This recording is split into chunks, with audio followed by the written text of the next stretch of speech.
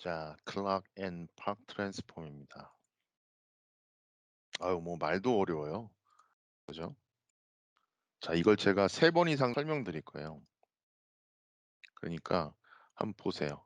일단은 클라크 및 파크 변화는 삼상 AC 머신의 자속 기준 제어에 널리 사용됩니다. 이렇게 나와 있어요. 사전적 의미로.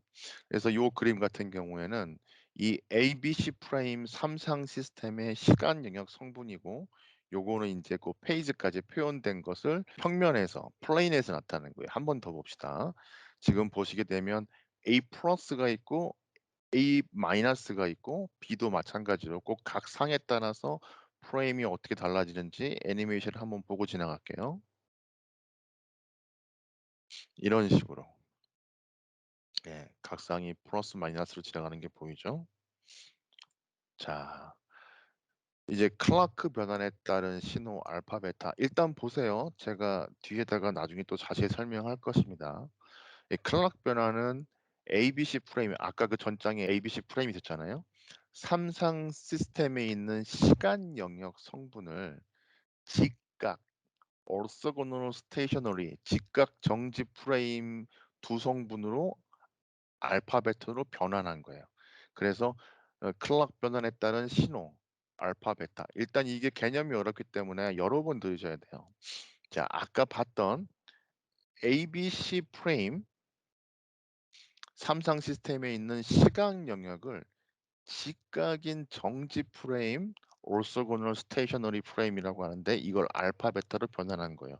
한번 봅시다. 이렇게 변해요.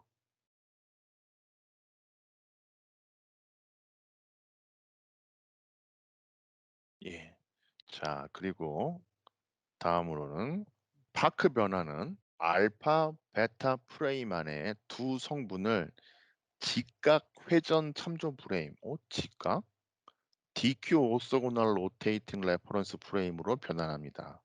이 두 변환을 그러니까 이 두 변환은 건 클라크 앤 파크 변화를 연속적으로 구현하면, 왜 이걸 쓰냐? AC 전류와 전압파형을 DC 신호로 변환함으로써 계산을 간단히 할 수 있어요. 우리가 컨트롤할 수 있어요. 액티브 필터를 만들 수 있어요. 자, 한번 볼게요. 이 박 트랜스폼은 DQ 변환에 따른 신호 DQ예요. 자, 이게 지금 움직이고 있어요. 흘러가고 있어요. 얘는 잘 안 보이는데. 네, 이런 식으로. 개념적인 거기 때문에 이렇게 웹 트레이닝에서 잠깐 보면은 잘 이해가 안 되기 때문에 제가 3번 이상 설명드릴 거예요. 한번 볼게요. 클락 앤 팍 트랜스폼은 3페이지 머신은 일반적으로 전압 및 전류 방정식으로 설명됩니다. 당연하죠. 개수 동작을 설명하는 미분 방정식은 시간에 따라 변합니다. 우리가 시간에 따른 어떤 변화를 생각할 때 미분 방정식을 풀죠. 단 모터의 로터가 정지된 경우는 제외. 그만큼 이러한 시스템의 수학적 모델링은 자석이 쇠괴하고 유도전압 및 전류 때문에 복잡하죠. 어렵잖아요. 그죠? 전기 회로가 상대적으로 막 움직일 때 그 매그네틱 필드가 변하고 자석이 쇠괴하고 막 이런 현상이 있는데, 이러한 복잡한 전기 기계 분석을 위해 수학적 변화는 종종 변수를 분리하고, 어떻게 분리해? 클라크 앤 팍 트랜스폼 DQ를 이용해서 시변을 포함하는 방정식을 푸는 데 사용한다. 이건 이제 사전적인 거예요. 제가 외운 게 아니고 이거 어디서 따와서 카피해서 는 거예요. 이렇기 때문에 클라크 앤 팍 트랜스폼을 쓴다. 왜? 이런 복잡하기 때문에. 기본적으로 이러한 구현에서 고려되는 3가지 레퍼런스 프레임을 우리는 머리에 넣고 있어야 돼요. 이 3가지 프레임을 머리에 넣고 있어야 되는데, 첫 번째로 이걸 볼게요. IA가 있고 IB가 있고 IC가 있는데, 서로의 120도 각도로 있는데, 중요한 건 동일한 평면에 있어요. 왜냐하면 이건 벡터 지역이기 때문에 이 플레인의 어떤 그게 중요해요. 동일한 평면에 있는 삼상이죠. 그죠? IA, IB, IC. 삼상이 양인 삼상 기준의 프레임은 삼상 레퍼런스 프레임이라고 하는 요것. 그래서 아까 이렇게 IA, IB, IC가 이렇게 변하는 걸 우리가 봤죠. 자, 두 번째로 투 페이즈 레퍼런스 프레임을 볼 텐데요. 투 페이즈 레퍼런스 프레임은 알파 축을 따른 I 알파와 지금 베타 축을 따르는 I 베타가 있잖아요. 근데 이게 서로 수직이야. 수직이지만 아까 봤던 삼상 레퍼런스 프레임, 3 페이즈 레퍼런스 프레임하고 동일한 평면에 있어요. 그 동일한 평면에 있는 직교 고정 프레임이에요. 이 I 알파와 I 베타가 수직이라는 것에 우리가 집중을 해야 되고, 여기를 보게 되면 지금 이것도 지금 위상차가 이게 지금 수직이기 때문에 딱 고만큼만 지금 차이가 나잖아요. 그죠? 별로 어렵지 않죠? 차근차근 가니까. 자, 그리고 세 번째로 로테이팅 레퍼런스 프레임이 있는데, 이 로테이트 레퍼런스 프레임은 ID가 알파 축에 있는데 각도 세타 회전 각도만큼 있고 IQ가 Q축을 따라 ID의 수직이에요. 근데 회전 기준 프레임이에요. 아까 위에 거는 동일한 평면에 있는 삼상 프레임이었고, 투 페이즈 레퍼런스 프레임은 삼상 프레임의 동일한 평면상에 있는 직교 프레임이었고, 얘는 ID가 알파 축에 대해서 세타만큼 회전 각도에 있는데 ID와 IQ가 수직인 회전 기준 프레임이에요. 이것들을 머리에 넣고 이제 보면 됩니다.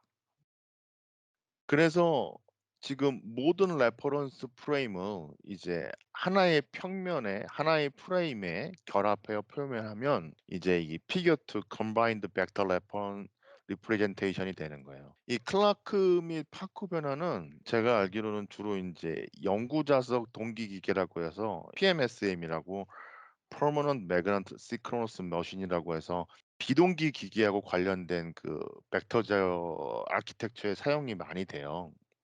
우리가 인제 비엔나 PFC의 동작 원리를 알기 위해서는 적어도 파크나 또는 인버스 파크, 클라크나 인버스 클라크 변환에 대해서 설명을 하고 알아야 되고, 이 비엔나 알고리즘을 완전히 이해하려면 근데 또 모터 제어의 이론과는 약간 다른 이론이 필요해요. 수학적인 관점에서는 우리가 수식을 완전히 배제할 수는 없어요, 이 알고리즘을 이해하려면. 근데 수학적인 수식을 쪼끔은 다룰 건데 이 두 이론은 굉장히 유사하지만 뭐하고 뭐가 비엔나하고 모터 제어에 쓰이는 이론하고. 하지만 물리학은 좀 약간 달라요.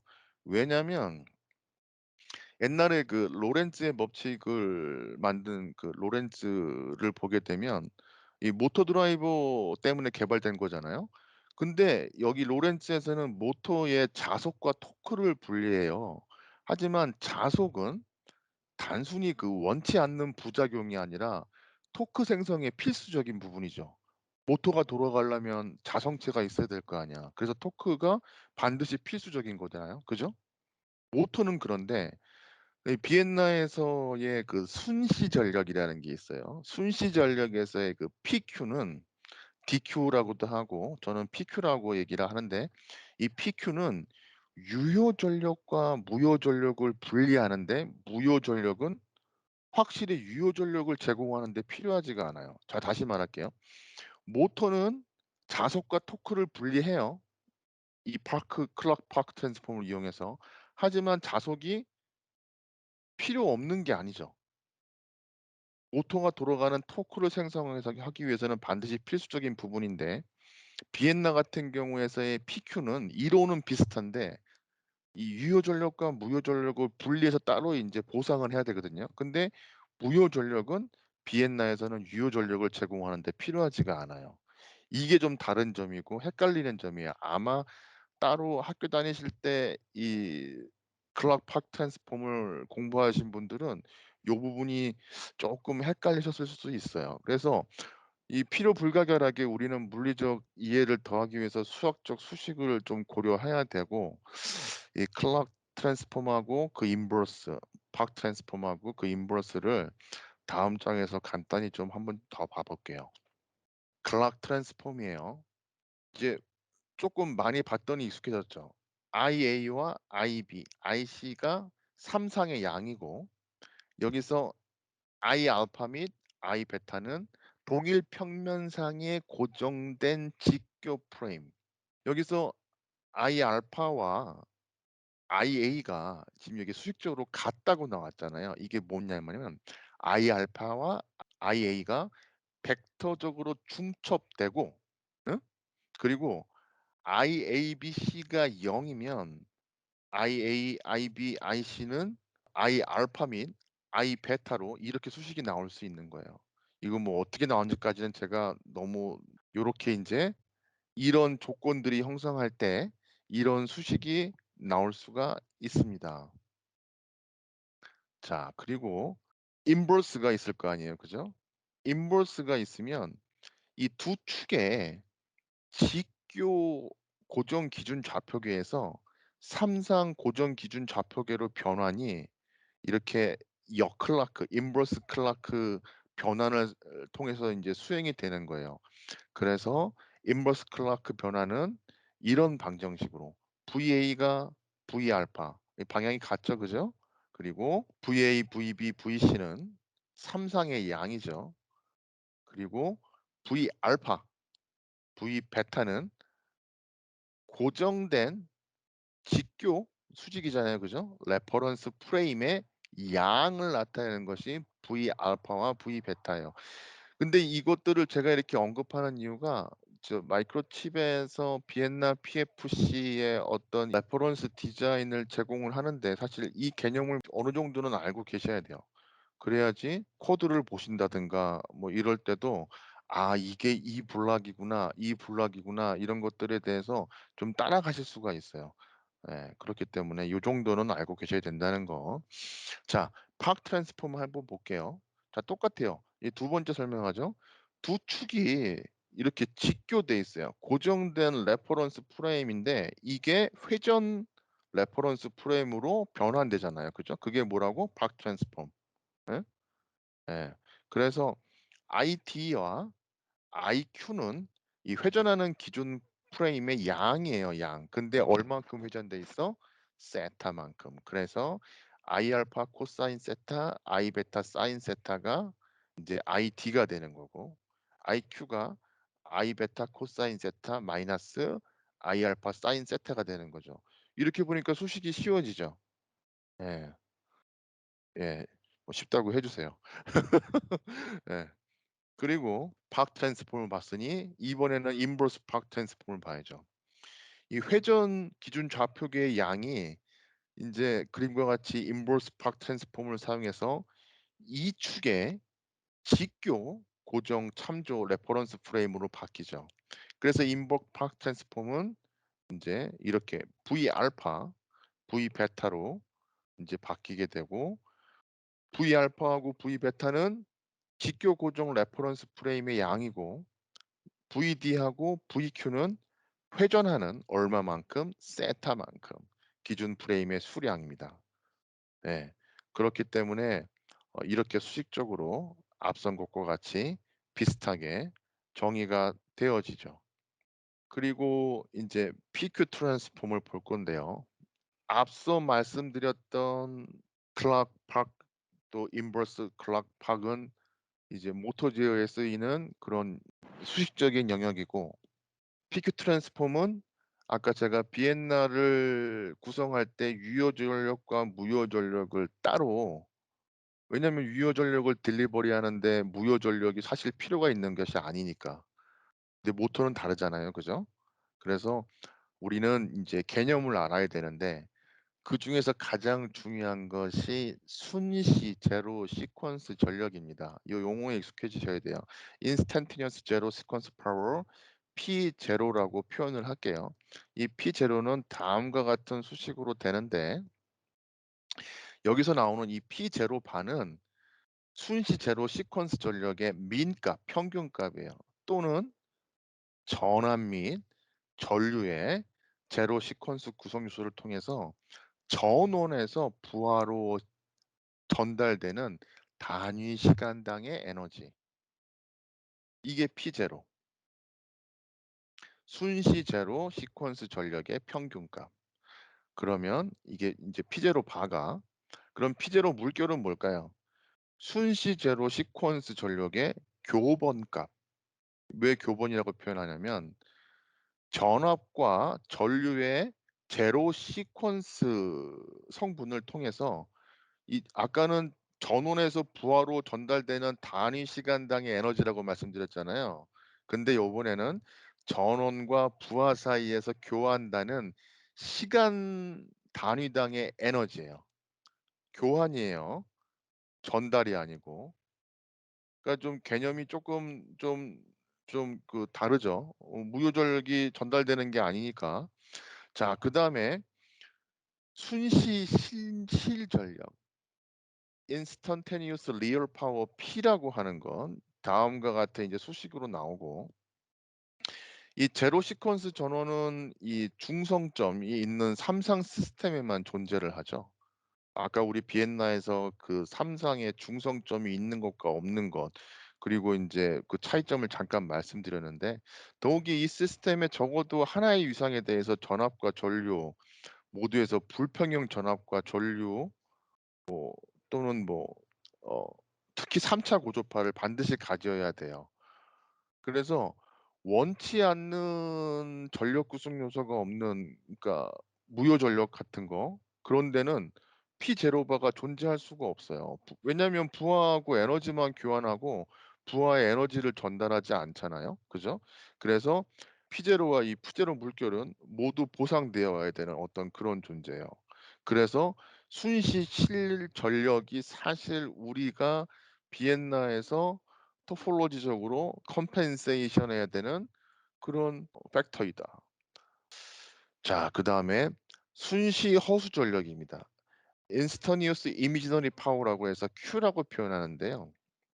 이 Q 반은 이 순간 허수 전력의 평균값. 아까도 P 바 나왔었잖아요. 그죠? 그러면 Q 바 물결은 뭐예요? 순간 허수 전력의 교류값.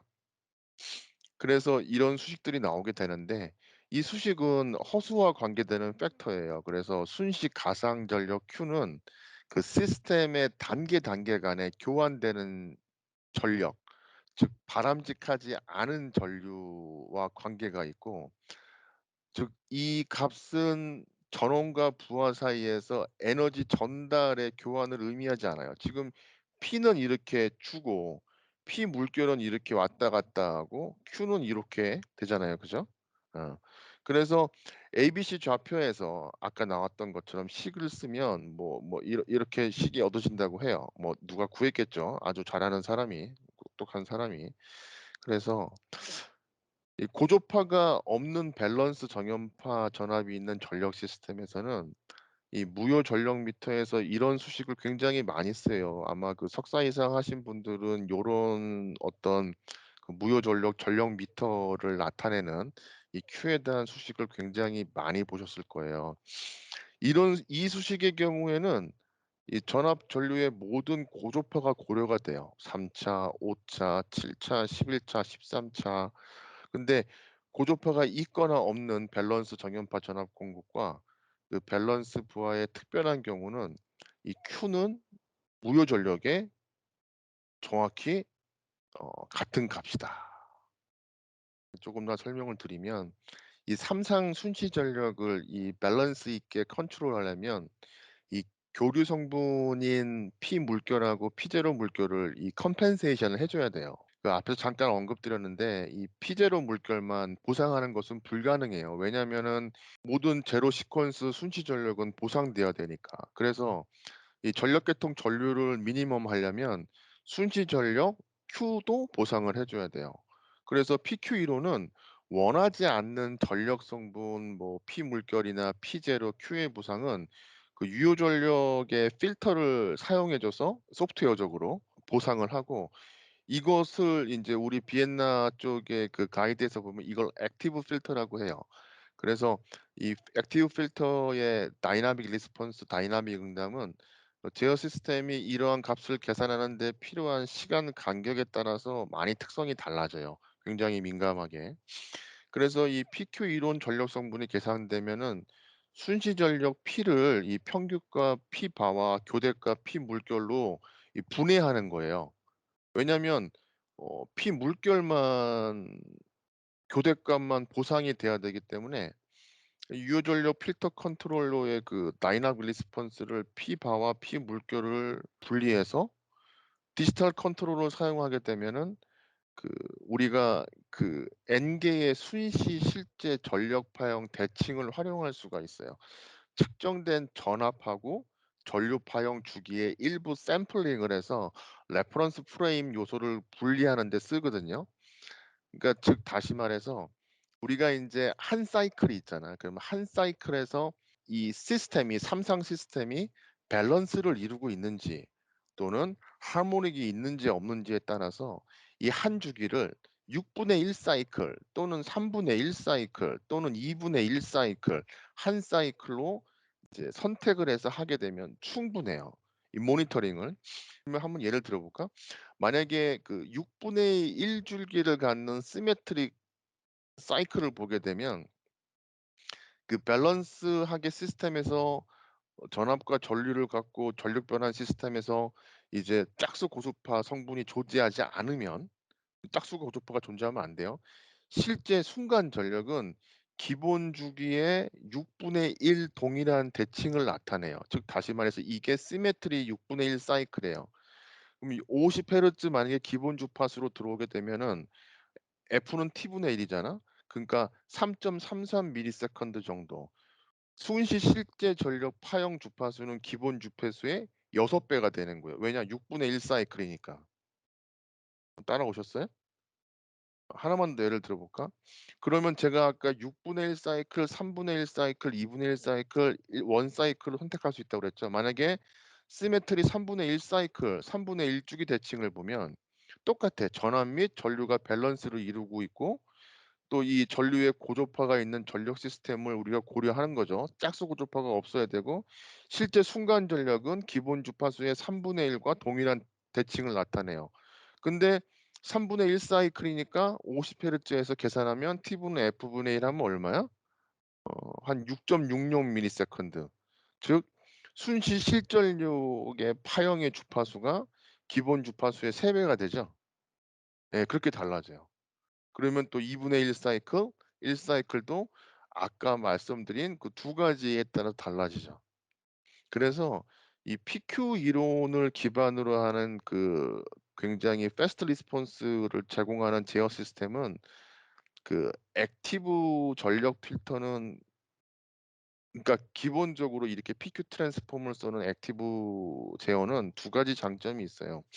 첫 번째로 이 전체 그 파워 사이클의 그 드라이빙 컨디션이 변할 수 있잖아요. 뭐 로드가 변하고 입력 조건이 변하고 이럴 때 굉장히 짧은 시간에 그 보상 전압 전류의 정확한 값을 생성해요. 그러니까 피드백 루프의 음당성이 굉장히 좋아요. 다시 말로 뭐라고 그래? 다이나믹 리스폰스가 굉장히 좋아지는 거예요. 순간순간의 변화에 따라서 굉장히 빨리 리스폰스할 수가 있어요. 그래서 이 응답이 굉장히 좋기 때문에 시스템이 예상하기 힘든 어떤 그런 열악한 환경에서 우리는 안정적으로 컨트롤을 할 수 있는 거예요. 그래서 마이크로칩에서 이 소프트웨어 라이브러리를 제공하는 것도 굉장히 뭐 똑똑한 사람이 삼성 비엔나 알고리즘을 펌웨어를 제공을 함으로써 굉장히 안정적으로 밸런스 있는 패스트 리스폰스를 제공할 수 있다.